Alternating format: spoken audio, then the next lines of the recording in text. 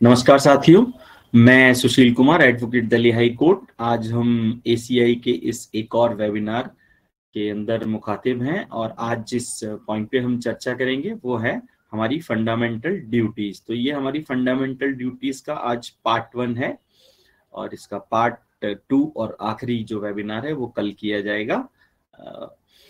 तो हम देखते हैं basically as per the constitution of India के हमारे जो फंडामेंटल ड्यूटीज हैं वह कितनी है, वह हमारे कॉन्स्टिट्यूशन में उनको कहाँ रखा गया है और उनकी क्या योग्यताएं हैं और वो अबाइड बाय लॉ है या नहीं है, उसको कौन मानेगा कौन नहीं मानेगा, इन सब चीजों के ऊपर हम चर्चा करेंगे। तो जैसा कि हम देखते हैं हमारे कॉन्स्टिट्यूशन ऑफ इंडिया के लिए पार्ट 4A में हमारी फंडामेंटल ड्यूटीज के बारे में लिखा गया है, जिसके अंदर आर्टिकल 51A यह दर्शाता है कि हमारी फंडामेंटल ड्यूटीज क्या हैं। और मैं आप सभी को बताना चाहूंगा कि जो हमारा ओरिजिनल कॉन्स्टिट्यूशन था, उस ओरिजिनल कॉन्स्टिट्यूशन में फंडामेंटल ड्यूटीज को नहीं रखा गया था। उनको बाद में अमेंडमेंट, जो कि हमारा 42nd अमेंडमेंट 1976 में था, उसके अंदर 10 ड्यूटीज को रखा गया, हमारे कॉन्स्टिट्यूशन का पार्ट बनाया गया। देन देयर आफ्टर एक जो 11th जो ड्यूटी है उसको 86th अमेंडमेंट सन 2002 के द्वारा पार्लियामेंट के द्वारा हमारी कॉन्स्टिट्यूशन का पार्ट बनाया गया। मैं आप सभी को ये बताना चाहूंगा कि सोरेन सिंह कमेटी के द्वारा इसकी जांच की गई और उसके बाद हमारी फंडामेंटल कमेटीज की जो ओपिनियन आया सोरेन सिंह कमेटी का, उसके बाद हमारी फंडामेंटल ड्यूटीज जो हैं उनके उसके ऊपर विचार करके उसको कॉन्स्टिट्यूशन का पार्ट बनाया गया। अब इसके बाद ये प्रश्न आते हैं कि क्या फंडामेंटल ड्यूटीज हमारे फंडामेंटल राइट्स की तरह ही उसको लागू करने के लिए, या फिर अगर कोई इसको वायलेशन करता है तो उसके लिए हम किसी कोर्ट का दरवाजा खटखटा सकते हैं, या फिर वह इन्फोर्सेबल बाय लॉ है या नहीं है। तो मैं आपको बताना चाहूंगा कि जो फंडामेंटल ड्यूटीज हैं उनको बाय लॉ इन्फोर्स नहीं कराया जा सकता है, ऐसा हमारे कॉन्स्टिट्यूशन का कहना है। लेकिन हमारा constitution on the other hand यह भी कहता है आर्टिकल 51A में कि जो हमारी फंडामेंटल ड्यूटीज हैं, ये ड्यूटी है, ये कर्तव्य है प्रत्येक भारत के नागरिक का कि वो इनका पालन करे और इन्हें माने।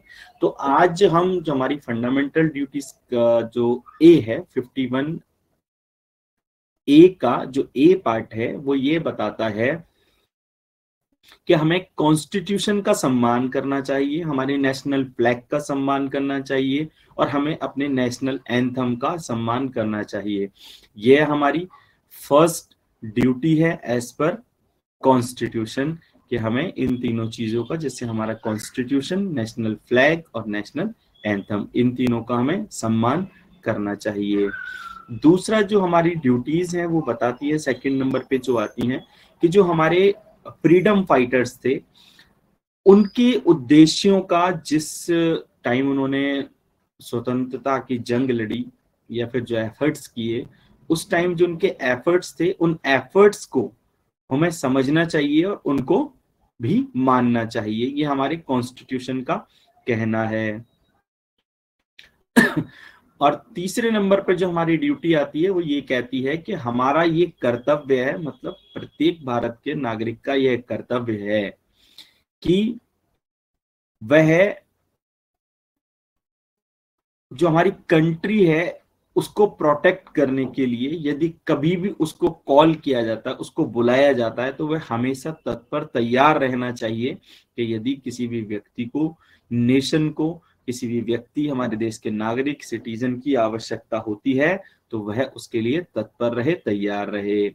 उसके बाद हम जो देखते हैं हमारी जो नेक्स्ट ड्यूटी है वो है टू प्रोटेक्ट द सॉवरेनिटी, मतलब हमारी जो हमारी प्रीएम्बल, जो कॉन्स्टिट्यूशन की प्रीएम्बल कहती है, उसके अनुसार हमें अपने देश की प्रभुसत्ता को मेंटेन करना है, उसको प्रोटेक्ट करना है, यूनिटी को प्रोटेक्ट करना है और इंटीग्रिटी को प्रोटेक्ट करना है। तो हमें कोई भी ऐसा काम नहीं करना है जिससे ये तीनों चीजें हट होती हो, खत्म होती हो, या फिर उनकी अवहेलना होती हो, उनका पालन ना होता हो। उसके अगले पार्ट में जो देखते हैं, जो नेक्स्ट हमारी जो फोर्थ ड्यूटी है, तो डिफेंड द कंट्री, हमें अपनी कंट्री को डिफेंड करना है, and render national service when called upon two the do so. तो मैं माफी चाहूंगा, मैंने जो डी वाला पार्ट जो था मैंने अभी आपको पहले ही बता दिया है। इसके बाद हम आते हैं अपने जो फिफ्थ पार्ट है, जो हमारी फिफ्थ ड्यूटी है as per the constitution of India, तो वो है to promote the harmony, spirits, brotherhood and religion. हम अपने देश को, हमारे देश के अंदर जो हमारे, जैसा कि आप सभी जानते हैं कि बहुत सारे रिलीजन्स हैं, तो विभिन्नताओं में एकताओं का देश हमारा देश को कहा जाता है। तो हमें अपने रिलीजन को प्रमोट करना है, ठीक है, और वुमेन्स की जो डिग्निटी है उसको हमें मेंटेन करना है, ठीक है, और कोई भी ऐसा कार्य नहीं करना है जिससे कि वुमेन्स की डिग्निटी को नुकसान हो। तो ये, और जो हमारी लैंग्वेज है उसके बारे में भी है, और रीजनल्स जो हमारे कल्चर्स हैं, जो हमारे रीजनल हैं, उन सबको भी हमें ध्यान में रखना है, उनका पालन करना है। तो साथियों, इसी के साथ हम आज के इस वेबिनार को यहीं पे समाप्त करने की आपसे परमिशन चाहेंगे, आपसे आज्ञा चाहेंगे। आज हम इस वेबिनार को यहीं पे समाप्त करते हैं, और हमारी फंडामेंटल ड्यूटीज के जो बाकी के पार्ट्स हैं, उन जो बाकी की जो फंडामेंटल ड्यूटीज हैं, उनको हम कल अपने सेकंड पार्ट में डिस्कस करेंगे, और उसके ऊपर सवाल जवाब का सिलसिला रहेगा। तो आज के लिए मैं आप सभी साथियों से कहना चाहूंगा कि यदि आपका कोई प्रश्न है तो आप मुझे बताएं, अन्यथा हम इस वेबिनार को समाप्त करने की परमिशन चाहेंगे। आप सभी का बहुत बहुत धन्यवाद।